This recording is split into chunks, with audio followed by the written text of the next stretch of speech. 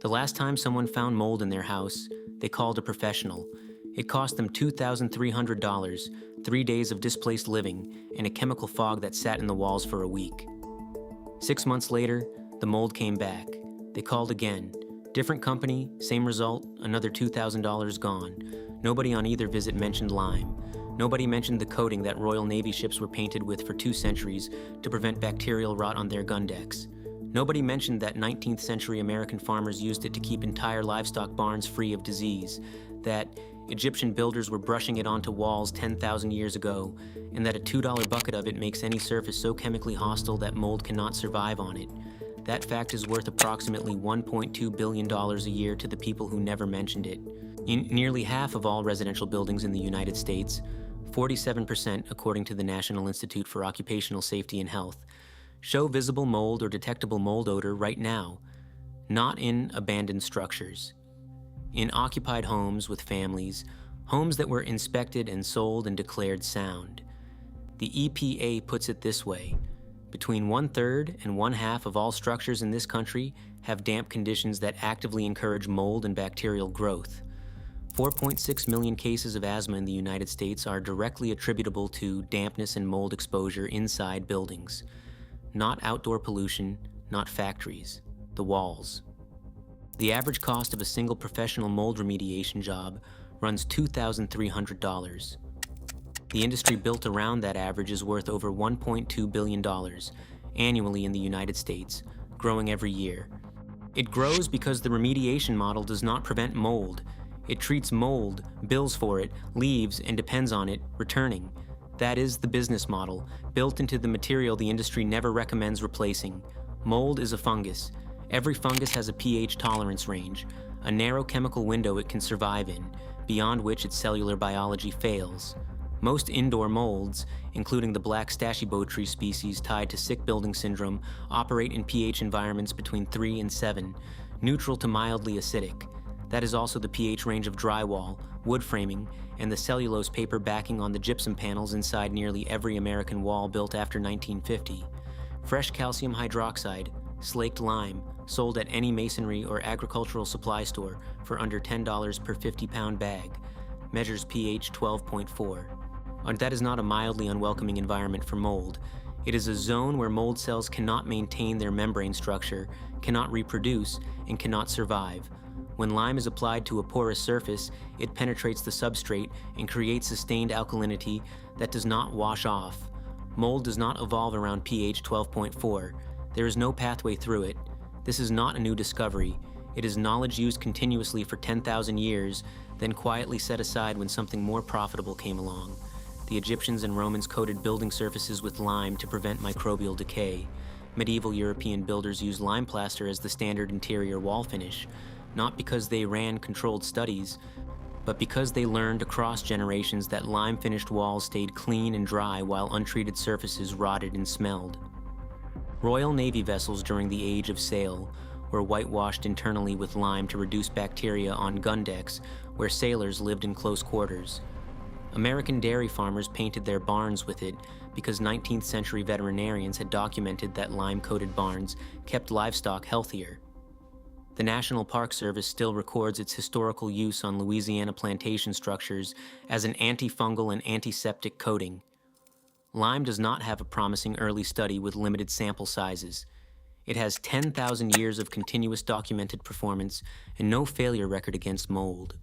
Something happened after the Second World War that dismantled that track record from American residential construction and replaced it with a material mold considers food.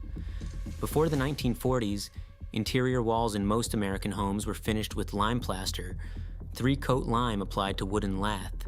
Slow, labor-intensive, skilled work. But the finished surface was alkaline, and mold did not take hold on it.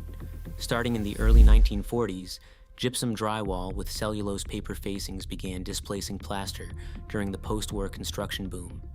By 1955, half of all new American homes were being built with it. By the mid-1970s, lime plaster had nearly vanished from residential construction. The economic logic was efficient. Drywall went up in hours, required no skilled plasterers, and made the timeline on a post-war subdivision home brutally competitive. Speed and cost won. What nobody publicly calculated is what happens to cellulose paper in a humid environment. Paper is organic. Mold eats organic material.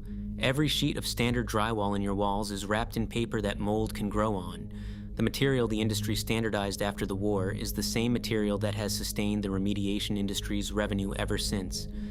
The Gypsum Association represents the drywall manufacturers of North America. USG Corporation alone generates revenues measured in the billions annually. The industry's answer to the mold problem that paper-faced drywall created is not lime. It is mold-resistant drywall. Products with fiberglass facings and ASTMD 3273 ratings sold at a premium above standard board.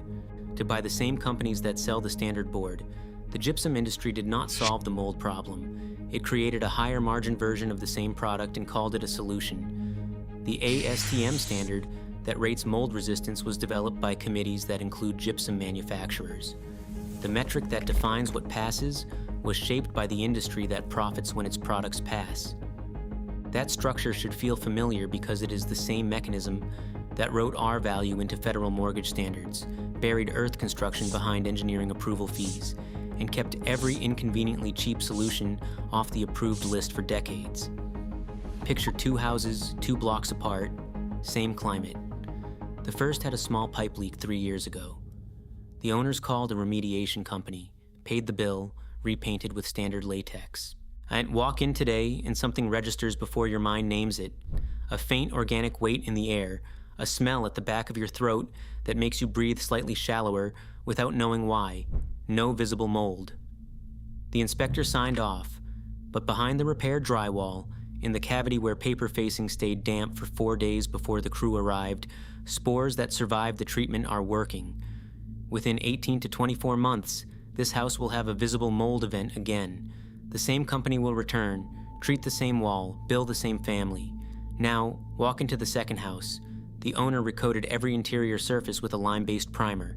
Walls, basement joists, bathroom framing. The walls are pale white and slightly chalky. The air has a mineral clarity you notice by its absence of something biological. And nothing is growing on those surfaces. The chemistry prohibits it and always will. A mold remediation company that permanently solves a customer's problem has lost a customer. A company that treats the symptom while leaving paper-faced drywall intact in a humid environment will see that customer again. The average interval between mold events in treated homes is 18 to 36 months. That is not a gap in the service model. It is its operating rhythm. When a team arrives with HEPA vacuums, antimicrobial fogging agents, and Tyvek suits, they are not bringing lime. They are bringing a $2,300 service that does not alter the surface chemistry of the material the mold is growing on. The lime that would make those surfaces permanently inhospitable costs about $2 worth of raw material per room. Nobody in a $1.2 billion industry has a structural incentive to lead with that. Here is what it actually costs and how to use it.